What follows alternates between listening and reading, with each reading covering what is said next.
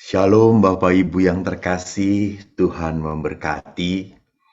Terima kasih banyak kalau malam hari ini saya diundang di hadapan Anda semua untuk sama-sama berbicara dan merenungkan tentang panggilan pada kekudusan. Tadinya saya diminta oleh panitia berbicara tentang jiwa-jiwa orang beriman di api penyucian.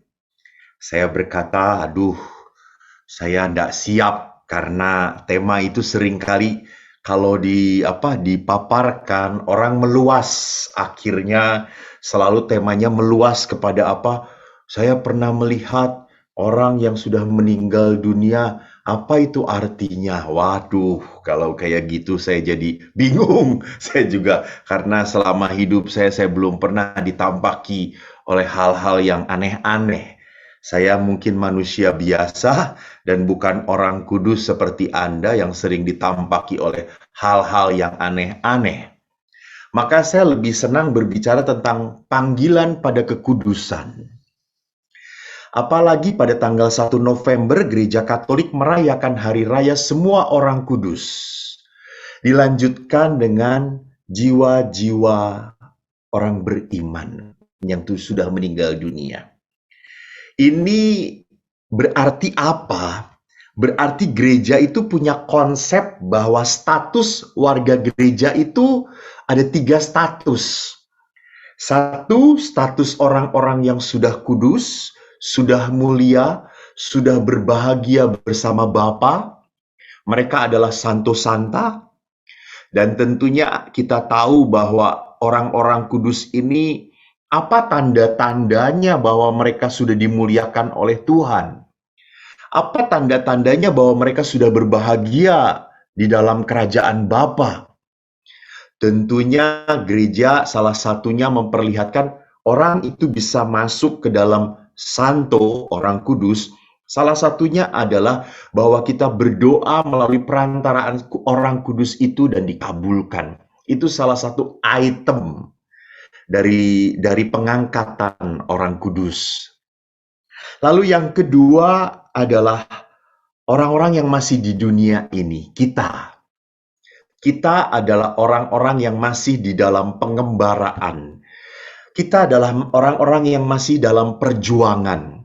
Perjuangan yang dikatakan oleh Paulus adalah perjuangan melawan kedagingan. Roh kita kuat, apa yang kita inginkan selalu hal yang baik, tetapi apa yang kita lakukan jatuh lagi pada kegagalan, jatuh lagi pada dosa, jatuh lagi pada kelemahan. Ini perjuangan kita. Maka sebagai seorang beriman, kita selalu berdoa mohon para kudus, Bunda Maria mendoakan kita. Dalam litani, itu pun kita doakan, di dalam rosario, kita memohon bahwa Bunda Maria menyertai dan mendoakan permohonan dan doa-doa kita. Dan yang terakhir adalah jiwa-jiwa di api penyucian. Jiwa-jiwa itulah yang kita doakan di dunia ini untuk mereka yang sudah dipanggil oleh Tuhan. Kita percaya bahwa kita punya saudara-saudari yang sudah dipanggil, kita tidak tega, kita tidak rela bahwa orang yang dicintai menderita.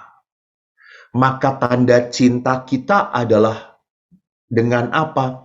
Dengan intensi ekaristi, intensi novena, intensi puasa, intensi berderma. Itu adalah cara-cara kita untuk mohon belas kasih Tuhan bagi jiwa-jiwa yang berada di api penyucian.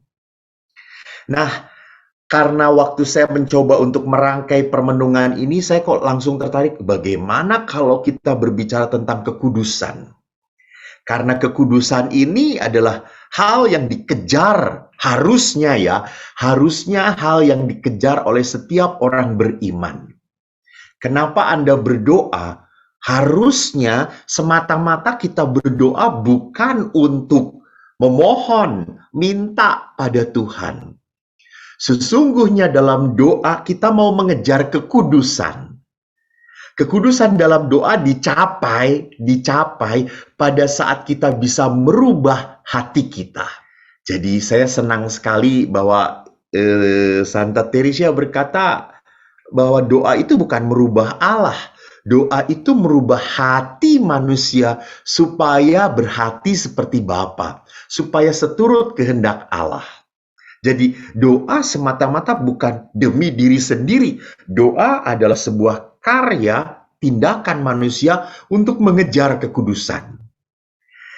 Nah, kalau kita mencoba untuk kembali pada kitab suci, bagaimana hal itu digambarkan secara jelas di dalam kitab suci?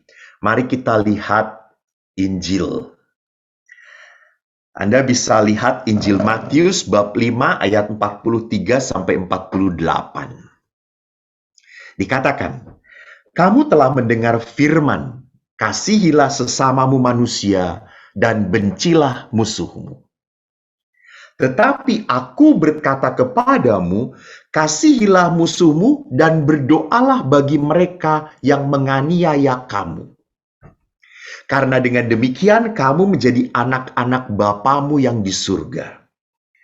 Ia menerbitkan matahari bagi orang jahat dan orang baik, dan menurunkan hujan bagi orang benar dan orang yang tidak benar.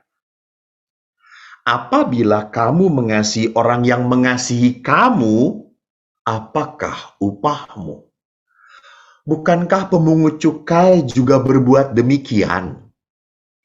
Dan apabila kamu hanya memberi salam kepada saudara-saudaramu saja, apakah lebihnya daripada perbuatan orang lain? Bukankah orang yang tidak mengenal Allah pun berbuat demikian? Karena itu, haruslah kamu sempurna, sama seperti Bapamu yang di surga adalah sempurna." Demikianlah Injil Tuhan. Terpujilah Kristus. Bapak Ibu yang terkasih, kalau kita coba merangkai kata-kata Yesus ini, kasih itu ada hubungannya dengan kesempurnaan. Jadi rupanya kesempurnaan itu dicapai dengan tindakan kasih. Karena Bapa pun mengasihi semua orang tanpa kecuali. Maka kesempurnaan itu berarti apa? Berarti singkatnya, mudahnya, kesempurnaan itu berarti saya bisa mengasihi seperti Bapa mengasihi manusia. Maka ini pun diangkat di dalam sakramen-sakramen. Misalnya di dalam sakramen perkawinan. Mengapa tanda kehadiran sakramen perkawinan ada di dalam diri pasangan? Karena sakramen perkawinan itu berjalan, kehadiran Allah itu sungguh nyata pada saat kita bisa menghadirkan kebaikan Tuhan pada pasangan kita. Disitulah letak sakramentalitas gereja. Jadi sakramen baptis dilambangkan dengan air yang dicurahkan ke atas dahi sehingga menghapus dosa, sedangkan sakramen perkawinan menghadirkan Tuhan di dalam sosok pribadi pasangan terhadap pasangan itu sendiri. Di sini letaknya kesempurnaan, di sini letaknya kekudusan. Maka kekudusan ini pun tidak hanya bergetar gitu ya, digaungkan oleh Injil, oleh Yesus di dalam kitab suci, tetapi dekrit gereja pun, ensiklik gereja pun, Lumen Gentium artikel 42, Lumen Gentium itu hasil karya dari Konsili Vatikan, konsili yang membuat gereja itu semakin terbuka, konsili yang membuat gereja itu menjadi bertumbuh, berkembang. Dikatakan di dalam Lumen Gentium, semua orang beriman Kristiani diajak dan memang wajib mengejar kesucian dan kesempurnaan status hidup mereka. Oleh karena itu, hendaklah semua memperhatikan agar mereka mengarahkan keinginan hati dengan tepat, supaya mereka dalam mengejar cinta kasih yang sempurna jangan dirintangi menggunakan hal-hal duniawi dan melekat pada kekayaan melawan semangat kemiskinan Injili. Itulah maksud nasihat Rasul Paulus. Orang yang menggunakan barang dunia ini jangan sampai berhenti di situ. Sebab berlalulah dunia seperti yang kita kenal sekarang ini. Jadi kalau kita mencoba untuk mendengarkan apa kata bapak-bapak konsili, hasil dari konsili Vatikan kedua, bahwa kesucian, kesempurnaan itu harus dikejar. Bahasa Paulus, aku sudah berlari dan menang dari perlombaan ini. Jadi kesucian itu bukan sesuatu yang semata-mata diberikan kepada Tuhan. Betul, kekudusan itu anugerah, benar, anugerah. Jadi kekudusan itu adalah anugerah karena apa? Karena Allah mencurahkan Roh Kudusnya ke dalam batin kita. Maka pertama-tama kekudusan adalah anugerah. Tetapi anugerah itu menjadi percuma, menjadi tidak ada artinya apa-apa kalau manusia tidak tergerak untuk menanggapi anugerah di dalam apa? Di dalam kemauan untuk mengejar kesucian. Maka mengejar kesucian itu tadi dikatakan adalah apa? Mengatur keinginan hati. Karena keinginan hati ini seringkali tergoda, dikacaukan oleh hal-hal duniawi. Gitu. Contohnya, gampang. Gitu. Kalau kita misalnya, gitu, kita tahu bahwa keluarga adalah segala-galanya. Istri, pasangan hidup, seperti tujuan perkawinan adalah untuk disejahterakan. Anak-anak pun harus dididik secara iman. Apa yang kita pegang. Namun karena misalnya orang ini punya ambisi, pokoknya saya harus menjadi orang yang bisa memenuhi keinginan anak dan istri saya. Maka saya harus bekerja terus. Tidak salah dengan itikat baik Anda untuk membuat anak istri sejahtera, tetapi pada saat Anda berorientasi pada kerja, cari uang terus, maka akhirnya apa? Akhirnya Anda diperbudak oleh apa yang Anda cari. Anda lupa pada hal yang utama. Jadi di situ akhirnya Anda jatuh dalam apa? Di dalam penyembahan pada mamon lain. Mamonnya adalah apa? Materi. Jadi ada orang juga, maaf, pasangan suami istri, kadang-kadang istrinya ingin mengejar status, ingin mengejar ambisi, mimpinya. Saya ini kalau menjadi dokter biasa saja tidak menarik. Saya harus jadi dokter spesialis. Akhirnya mimpi dia, harapan dia mengorbankan keluarganya. Akhirnya di sini lihat apa yang utama dan pertama dari panggilan hidup manusia kita singkirkan. Demi apa? Demi keinginan hati. Maka kekudusan dikatakan di dalam Lumen Gentium adalah apa? Mengatur keinginan hati kita. Nah, kalau demikian kita bertanya, mengapa toh kita harus menjadi orang kudus? Mengapa kita harus mengejar kekudusan? Karena hanya dalam kekudusan kita dapat menemukan kebahagiaan sejati. Jadi kebahagiaan sejati itu berarti apa? Kebahagiaan yang saya dapatkan pada saat saya hidup dalam Tuhan, bersama Tuhan, karena Tuhan. Ini kebahagiaan sejati. Jadi orang itu tidak pernah bisa terpisah dari Tuhan untuk meraih kebahagiaan.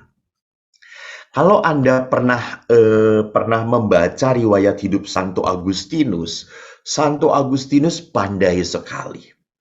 Santo Agustinus di samping pandai, dia cara hidupnya agak bebas sehingga dia hidup dengan seorang wanita tanpa sebuah ikatan dan akhirnya punya anak.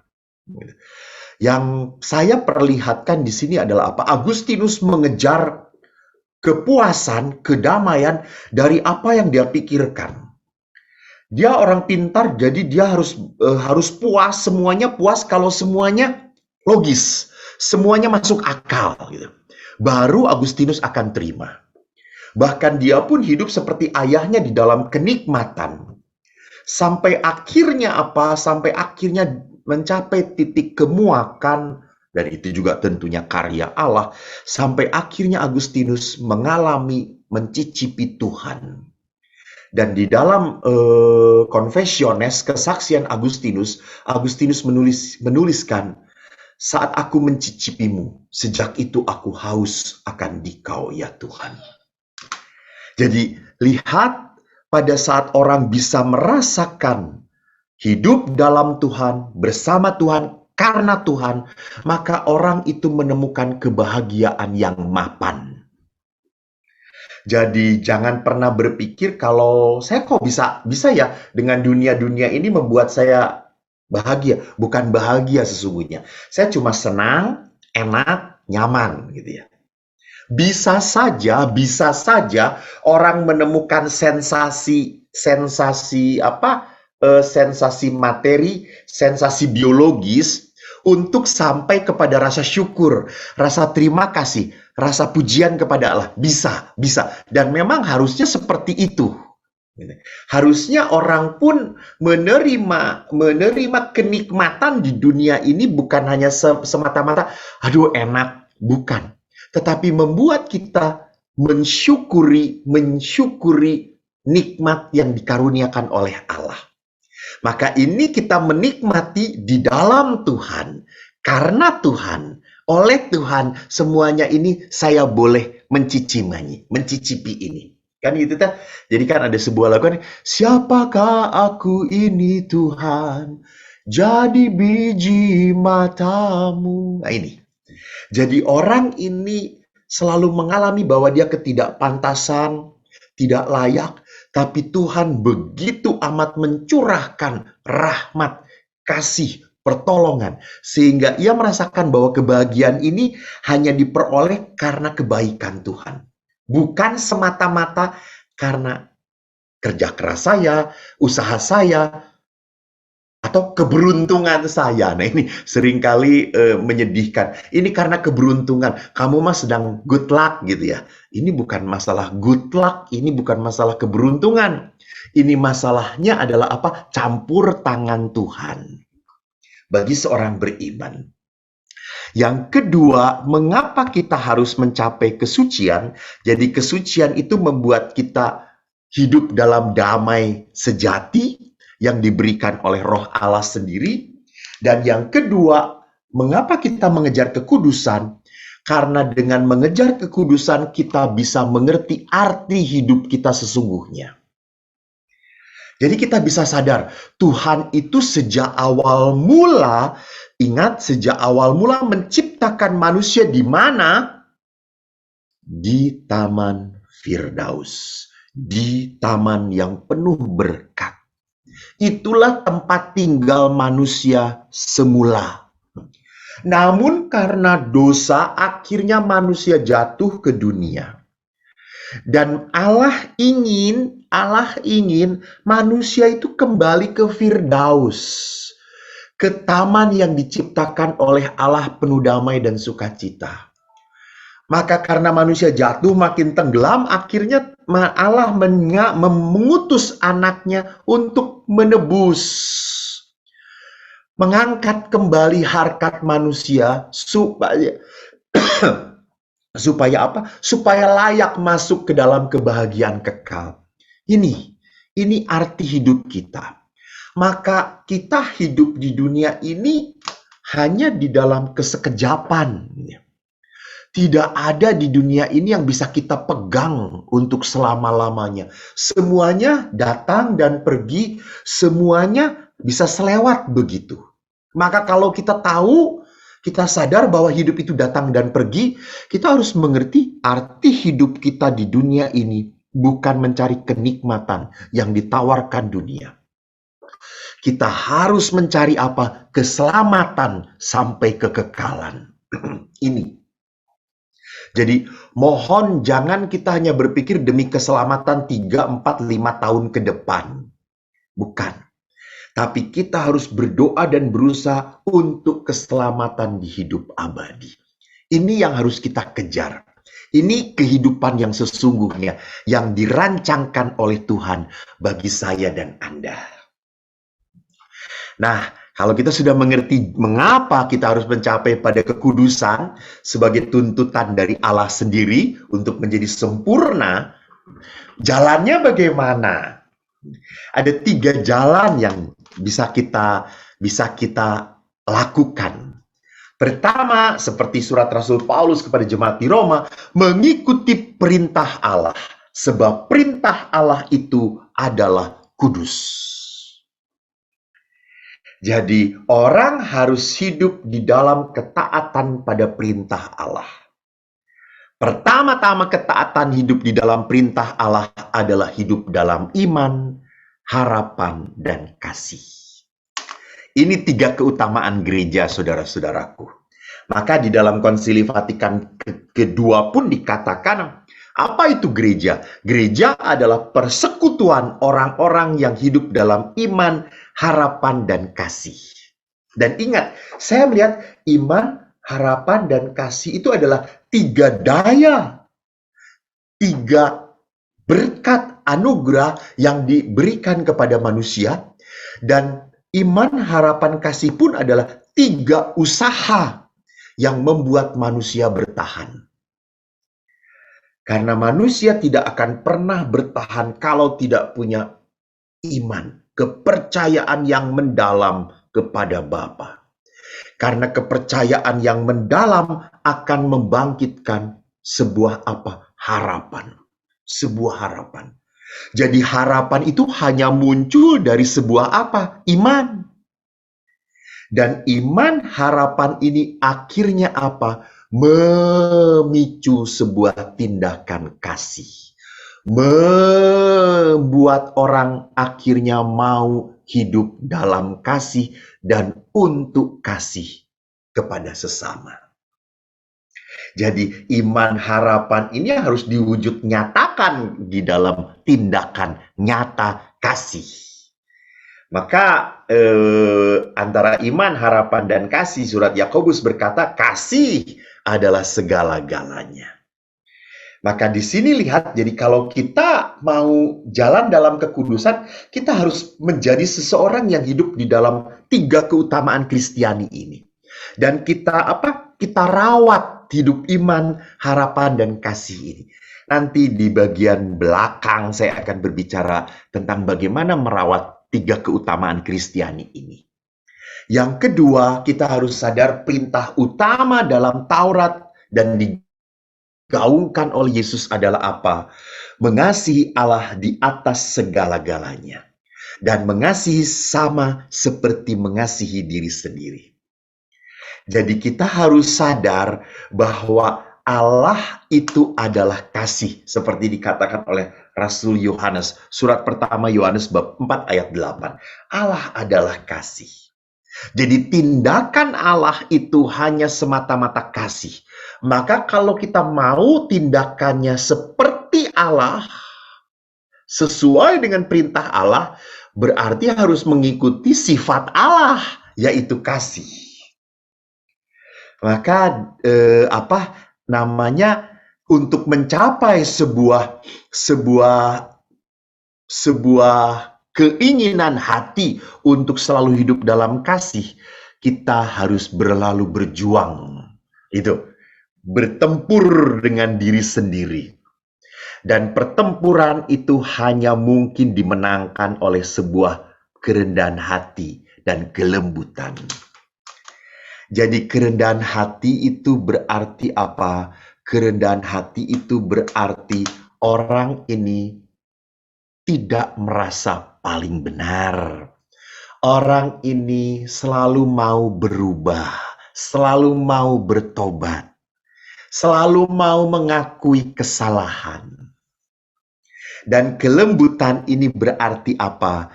Semuanya diselesaikan dengan semangat kasih.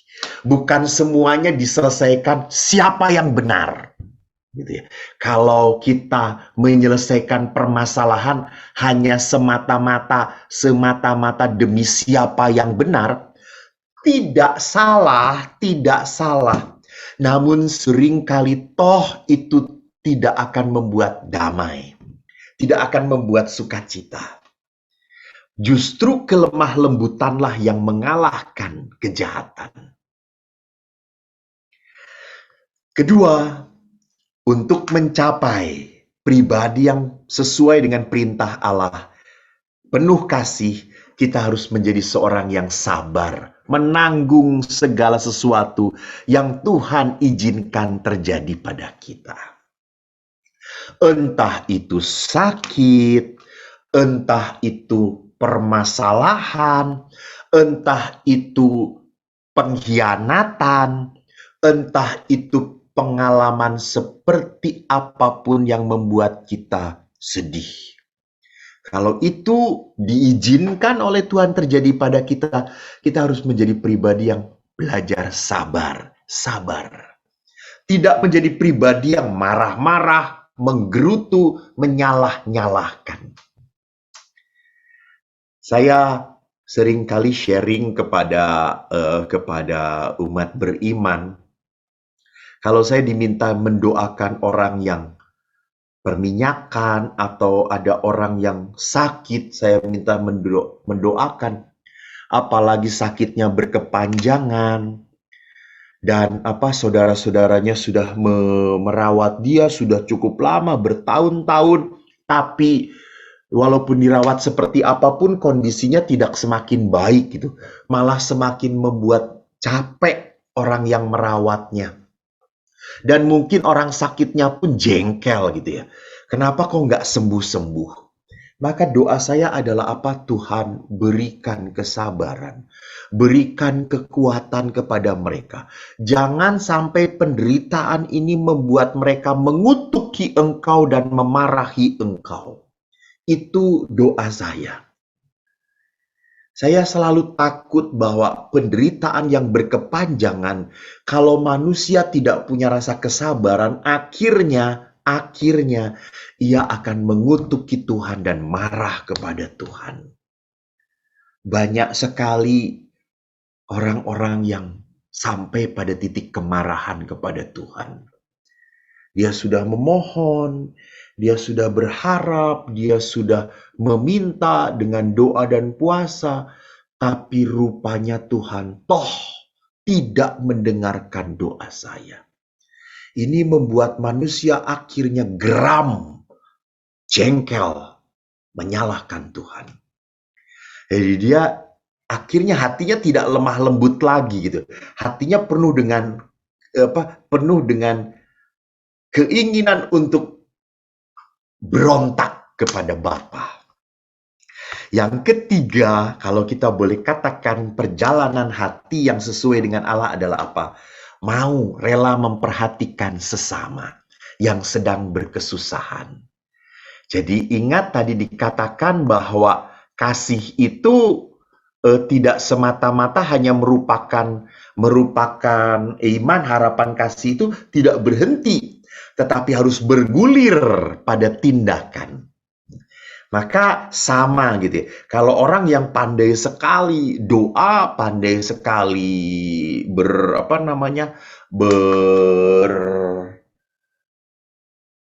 bernyanyi bagi Tuhan, melakukan kudung pujian bagi Tuhan, tapi tidak dibarengi dengan tindakan kasih, maka seperti Yakobus mengatakan, semua seperti gong gemerincing yang berbunyi tanpa arti. Jadi tadi dikatakan bahwa kesempurnaan itu hanya sungguh bisa terlihat dalam tindakan yang penuh dengan kasih. Dan tindakan kasih itu adalah apa? Berani memperhatikan sesama. Jadi kalau orang berani memperhatikan sesama, kita sadar bahwa pusat hidup kita adalah apa? Menghadirkan kerajaan Allah di dalam keluarga kita, di dalam komunitas kita, di tempat kita berada, di tempat pekerjaan atau apapun, kita harus berani bahwa tujuan hidup kita membangun kerajaan Allah. Dan kalau membangun kerajaan Allah itu berarti apa? Kita harus punya mata seperti mata Yesus. Kita harus punya hati seperti hati Yesus. Dan kita harus punya tangan seperti tangan Yesus. Kedua, menanggalkan diri. Jadi tadi yang pertama adalah mengikuti perintah Allah. Yang kedua adalah apa? Menanggalkan diri kita yang lama dari dosa dan kebiasaan negatif untuk hidup sebagai manusia di dalam roh. Menanggalkan manusia lama kita. Kita tentunya punya kebiasaan-kebiasaan buruk gitu. Kan maaf, ada orang-orang tertentu, mohon maaf. Kalau marah itu tidak bisa menahan diri. Wah, dia bisa meledak-ledak sampai pembantunya pun kalau dimarahin bisa bergetar ketakutan. Lalu setelah itu dia, aduh, kok saya marah seperti itu ya? Nah, tidak bisa seperti itu dijadikan ini sudah karakter saya gitu. Ini sudah bawaan dari diri saya. Ya, oke. Maka kita harus belajar merubah. Kita harus belajar menanggalkan hidup lama kita.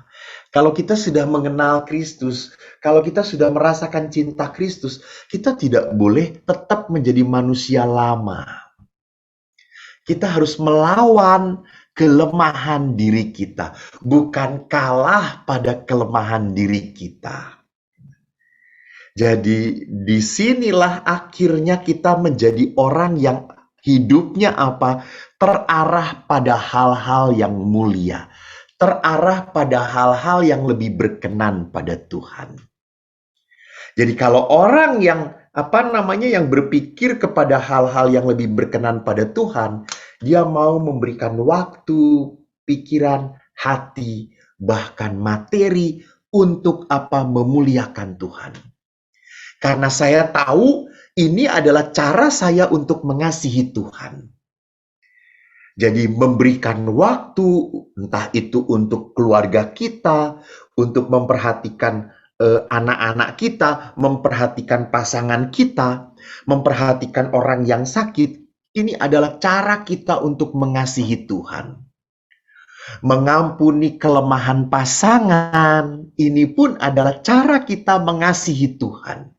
Jadi bukan hanya semata-mata itu sebagai tindakan kasih kepada dia, tidak. Pada saat kita melakukan pengampunan kepada pasangan kita, itu pun saya lakukan sebagai bukti cinta saya kepada Tuhan.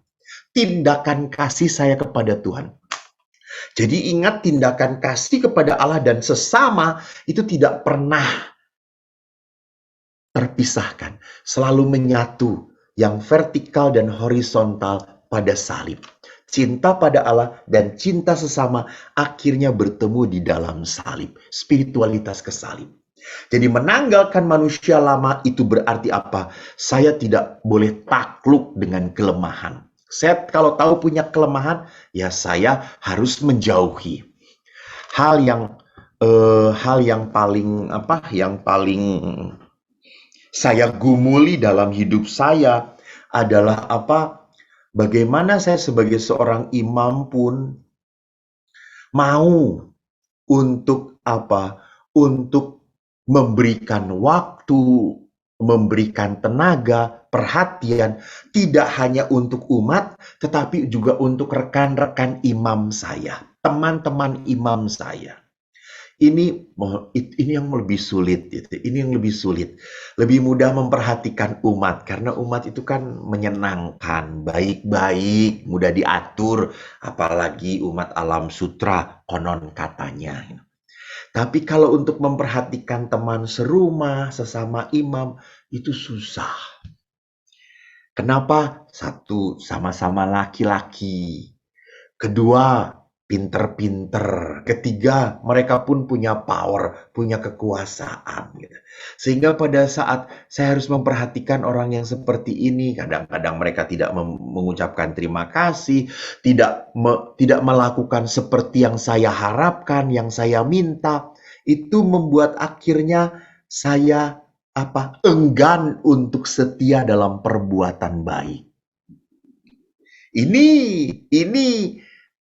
kita lupa bahwa saya melayani teman saya itu berarti apa? Inilah tindakan kasih saya kepada Tuhan.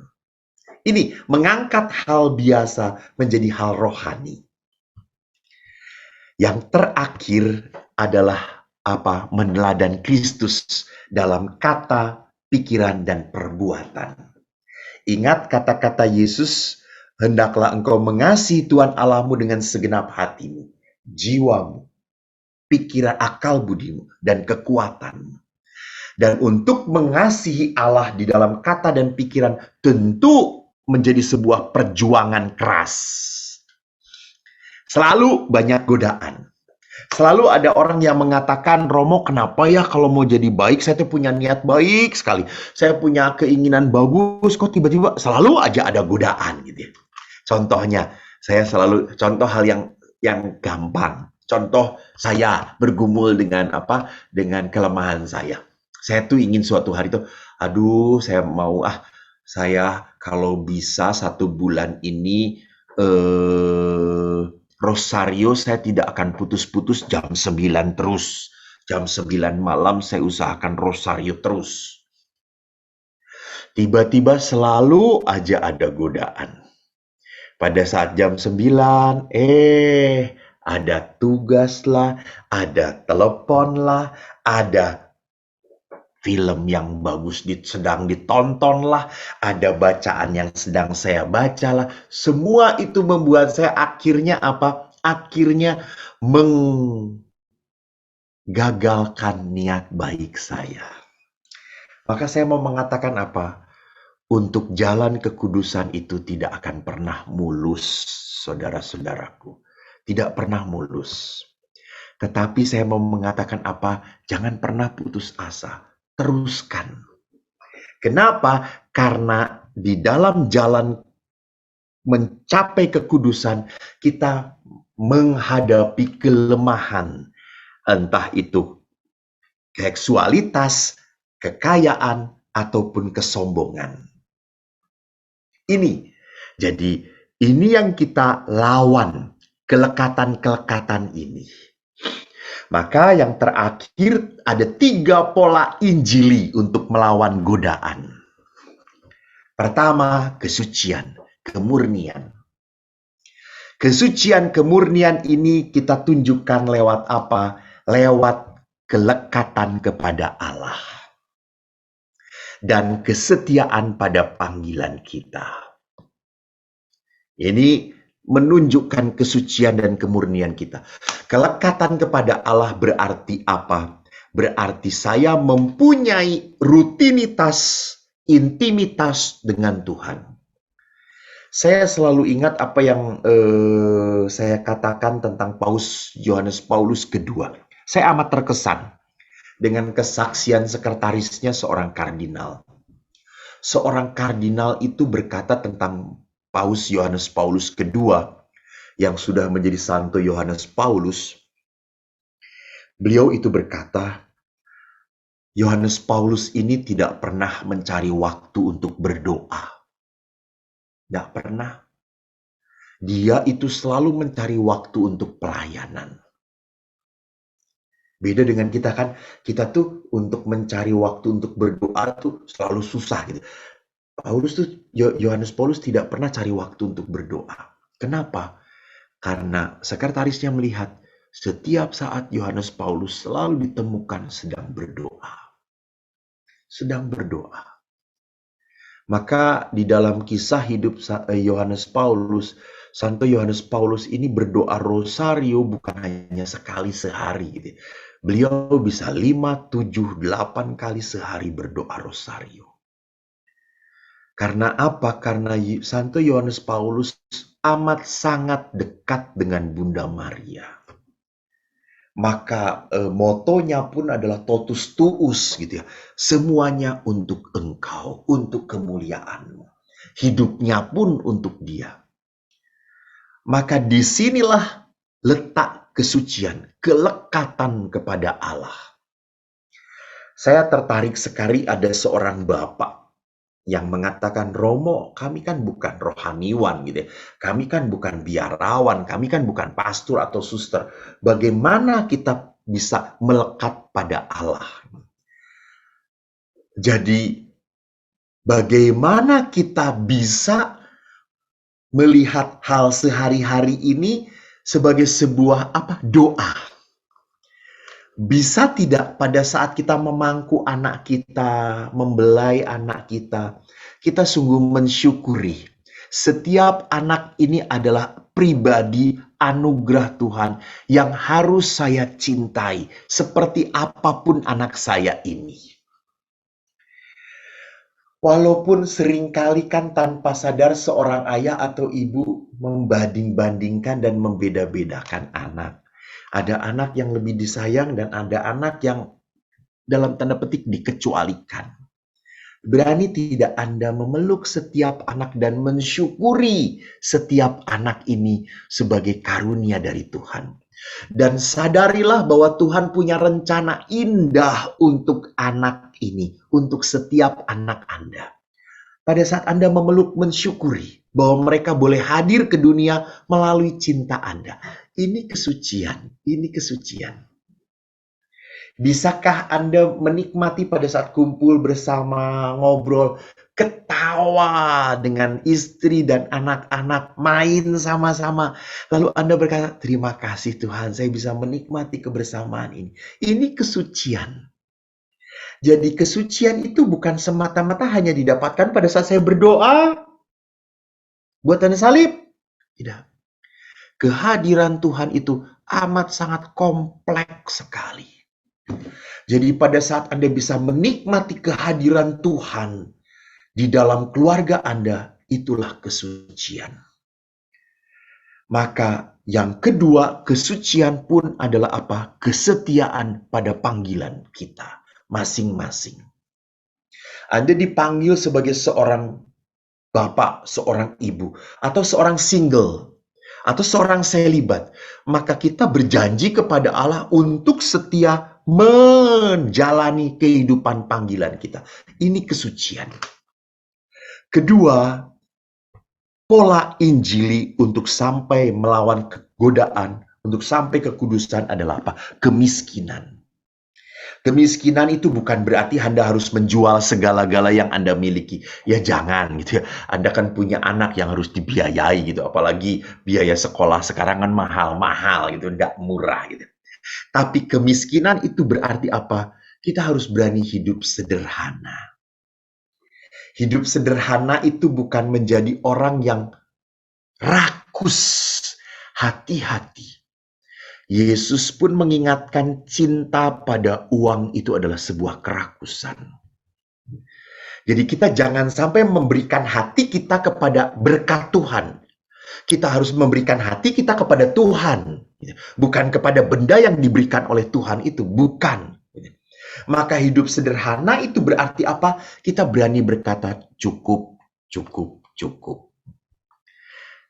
Syukur kepada Allah, ya saya sejak kecil hidup dalam kesederhanaan dan saya mencoba untuk menjaga.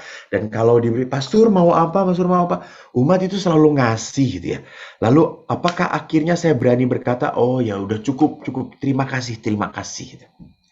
Saya tidak mau menjadi seorang imam yang minta untuk kesenangan saya dan.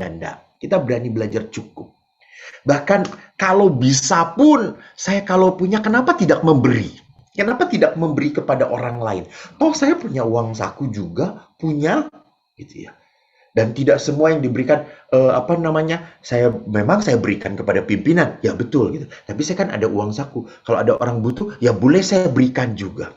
Ini semangat lepas bebas, ugah hari.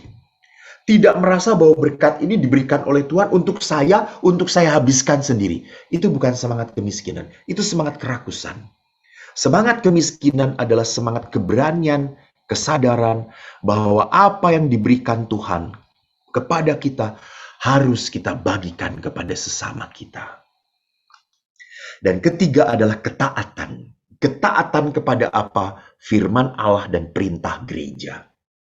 Mohon maaf, seringkali karena modernisme gitu ya, karena modernitas ini pengetahuan sangat maju sekali, maka seringkali ada beberapa orang yang mendambakan keturunan. Karena saking mendambakan keturunan, bicara kepada mana-mana, ke dokter-dokter, akhirnya orang mengatakan, ya sudah bayi tabung saja, ndak apa-apa bayi tabung. Halo Bapak Ibu yang terkasih, secara moral gereja itu tidak diterima. Kenapa? Karena ini tidak natural. Gereja selalu menerima hal-hal yang natural, seturut jalannya Tuhan.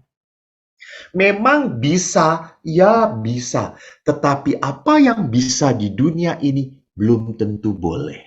Ini ketaatan kita. Ketaatan kita kepada hukum gereja. Maka Santo Fransiskus de Sales berkata apa? Hidup kudus itu selalu diawali dengan pertobatan, kerendahan hati. Dan yang kedua, hidup kudus itu harus didukung oleh rutinitas.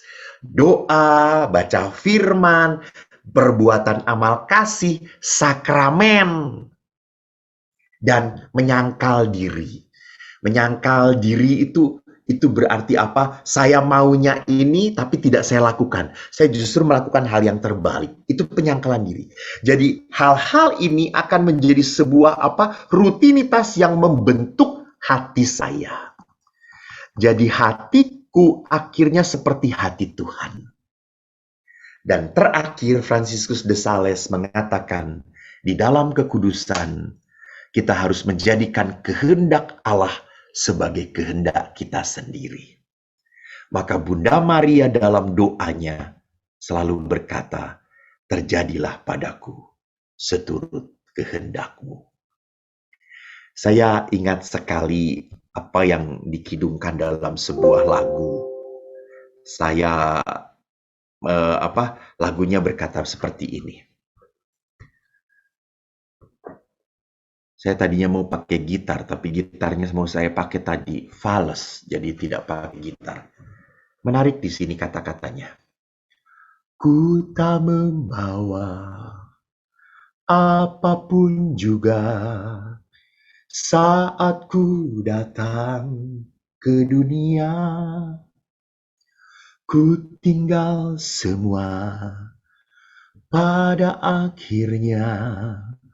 Saat ku kembali ke surga, inilah yang ku punya, hati sebagai hamba, yang mau taat dan setia padamu Bapa. Kemanapun kau bawa, hati yang menyembah, dalam roh dan kebenaran sampai selamanya. Saudaraku, kita datang ke dunia ini tidak membawa apa-apa. Dan kita akan kembali dari dunia ini pun tanpa membawa apa-apa, kecuali membawa cinta kita kepada Tuhan. Semoga semakin hari cinta Anda kepada Allah semakin terwujud dalam pengabdian kepada sesama. Itulah sebuah kekudusan. Tuhan memberkati. Shalom.